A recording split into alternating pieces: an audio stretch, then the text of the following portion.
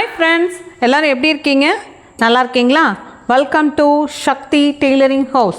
இன்னைக்கு வந்துட்டு ஒரு கை கட் பண்ணுறதுக்கு என்னென்ன அளவுகள் அவசியமாக தேவை, அதுக்கு எந்தெந்த பகுதி பார்த்து எப்படி கட் பண்ணணும் அப்படின்றத பொறுமையாக பிகினர்ஸ்க்கு புரிகிற மாதிரி நான் சொல்லித்தரேன். சரிங்களா? இப்போ இது ப்ளவுஸில் பேக் தட்டு கட் பண்ணி எடுத்துகிட்டு மீதி இருக்கிற துணி இது இருக்குது. இதில் வந்துட்டு கை கட் பண்ணும்போது ஃபஸ்ட்டு கைக்கான நீளம் எவ்வளவு அப்படின்றத அளவு ஜாக்கெட் எடுத்துக்கோங்க. நீளம் எவ்வளவு அப்படின்றத எப்படி எடுக்கணும் அப்படின்னு பார்த்தீங்கன்னா, இங்கே இந்த ஷோல்டர்லேருந்து இந்த பகுதி வரைக்கும் இவங்களுக்கு இப்போது 7 இன்ச்சு இருக்குது. சரிங்களா? 7 இன்ச்சில் நம்ம இங்கே வந்துட்டு ஒரு அரை இன்ச்சு தையலுக்கு வேணும். இப்போது 7.5 ஆகிடும்.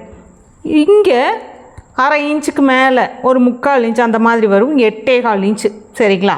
கொஞ்சம் துணி கீழே மடிக்கும்போது கொஞ்சம் ஜாஸ்தியாக விட்டு மடித்து கொடுக்கலாம். அதுக்காக ஒரு 3/4 இன்ச்சு விடுறோம். 8.25 இன்ச்சு உயரம் இந்த கைக்கான நீளம். கை நீளம் எப்படி அளவு எடுக்கணுங்கிறத கவனிச்சுக்கிட்டீங்களா? லைனிங் ப்ளவுஸில் இது. சரிங்களா?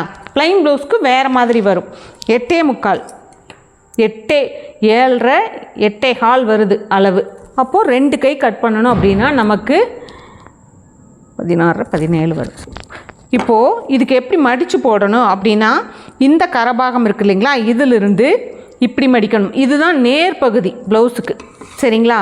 நீங்கள் குறுக்கு மடித்து போட்டு இப்போ இந்த பக்கமாக மடித்து இப்படியே மடிச்சிங்கன்னா அது குறுக்கு பகுதியாக வரும். இதுதான் நேர் பகுதி. இப்போ இந்த முக்கோணம் பாருங்கள், இந்த மாதிரி இருக்கு இல்லையா, இதுதான் நேர் பகுதி. இப்போ இந்த மாதிரி டிசைன் ப்ளவுஸில் நான் ஏன் இதை கட் பண்ணி காமிக்கிறேன்னா, உங்களுக்கு நான் சொல்லி தரும்போது புரியும். இருங்க.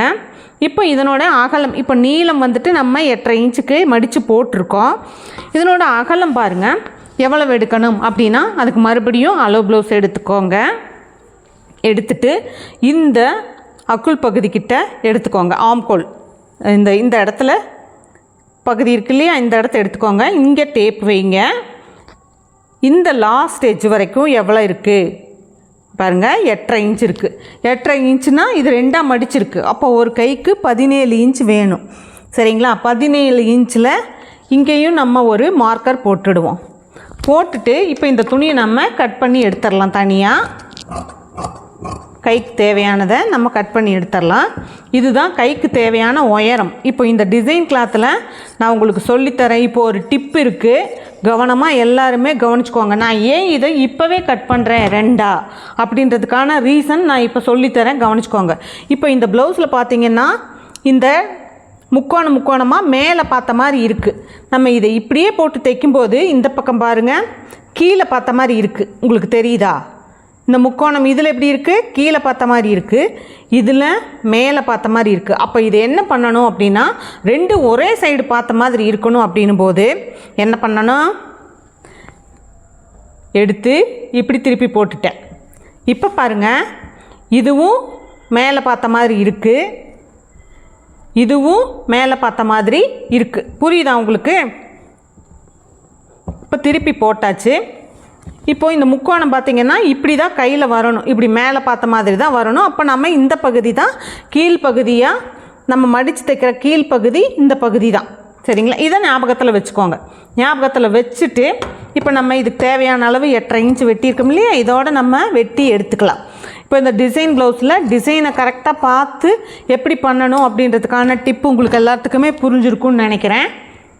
இந்த முக்கோணம் இதுலேயும் இப்படி மேலே பார்த்த மாதிரி இருக்கணும், இந்த பக்க பகுதியிலையும் இப்படி மேலே பார்த்த மாதிரி இருக்கணும். மாற்றி இருக்கக்கூடாது, அது டிசைனுக்கு நல்லா இருக்காது. சரிங்களா? இப்போ இதை நம்ம 4ஆக மடித்து போடுறோம். 4ஆக மடித்து கரெக்டாக வச்சு 4ஆக மடித்து போட்டாச்சு. இப்போ நம்ம எந்த இடத்துல இந்த வளைவு வர்றதுக்கு வெட்டு பகுதி வரையணும் அப்படின்னு சொன்னால், இந்த பக்கம் பாருங்கள் மடிப்பு இருக்குது. அதனால் இந்த பகுதியில் நீங்கள் வெட்டக்கூடாது, மார்க் பண்ணவும் கூடாது. அந்த 3 இன்ச் குறைக்கிறது. இந்த பக்கம் ஓப்பன் பகுதி இருக்குது பார்த்தீங்களா, இங்கே தான் வந்து நீங்கள் இந்த 3 இன்ச்சு குறைவாக வெட்டுவோம் இல்லையா, அது இங்கே தான் மார்க் பண்ணணும். மடிப்பு பகுதியில் வெட்டிடக்கூடாது இந்த இடத்துல.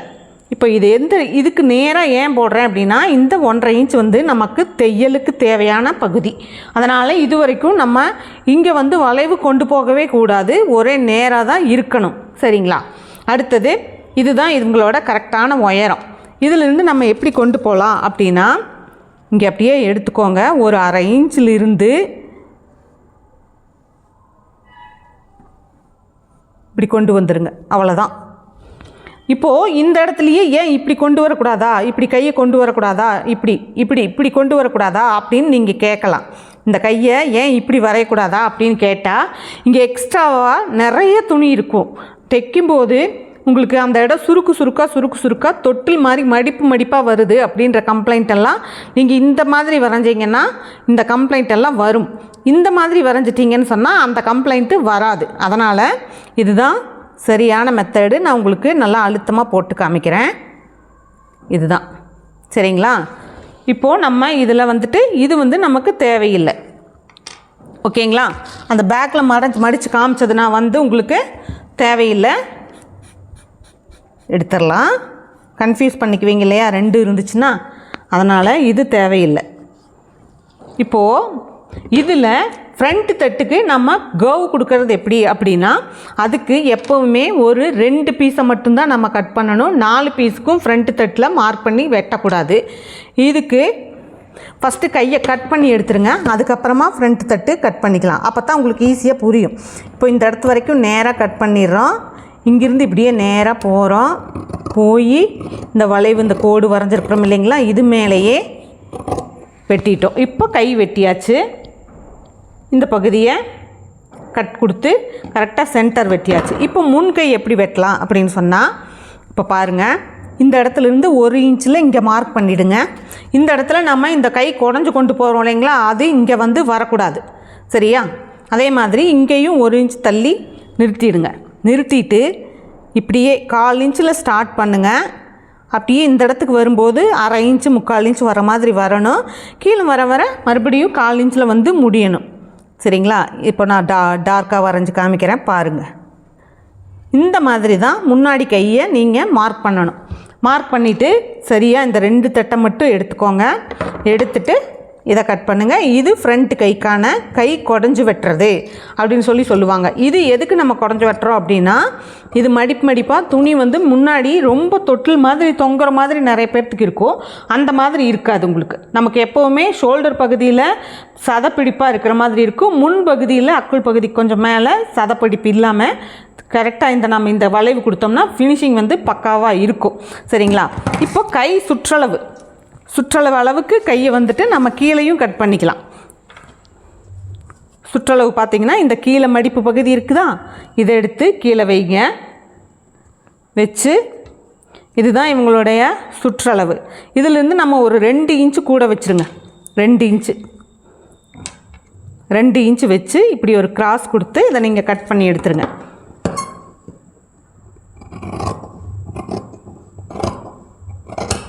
இப்போது நம்ம ப்ராப்பராக ஒரு கை அழகாக எப்படி கட் பண்ணுறது அப்படின்றத 1 by 1 ஸ்டெப் பை ஸ்டெப்பாக சொல்லி கொடுத்தேன். எல்லாத்துக்குமே இருக்கிற டவுட்ஸ் எல்லாம் கிளியராக இருக்குன்னு நினைக்கிறேன். வீடியோ பிடிச்சிருந்தால் லைக் பண்ணி கமெண்ட் பண்ணி ஷேர் பண்ணுங்கள். வீடியோ பார்த்த எல்லாத்துக்குமே ரொம்ப நன்றி. தேங்க்ஸ்.